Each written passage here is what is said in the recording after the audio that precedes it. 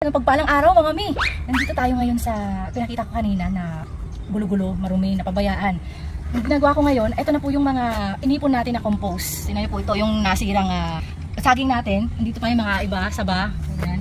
Tapos dito po yung pinagbalatan natin ng mais na nailuto natin na nakita nyo din sa ating video. Meron po rin tayo dito mga durog na natin na eggshell. Ayan, hindi masabi no? Tapos ito rin po yung ating nagupit-gupit na ito, mais. So kailangan po natin gupit-gupitin para ma-mix po natin dito sa ating lupa.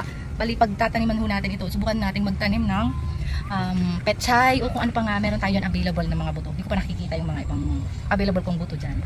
So ayan mga mi, try natin. Sampulan natin ulit ang gupit-gupit. Yan. Tiyagaan lang po talaga ang paggupit para thoroughly na ma-mix po siya sa lupa. Yan.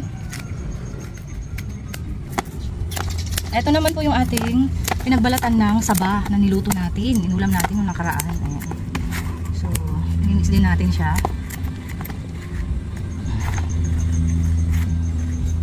Ayan. Tapos, so, dito po natin i-mix. Pagsasama-samahin na. Ayan, oh.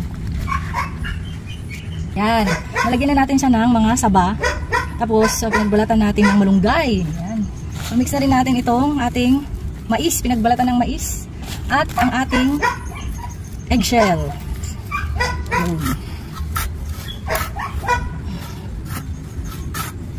Tama na rin natin dito. Yan na buka. Kasi natin. Dito.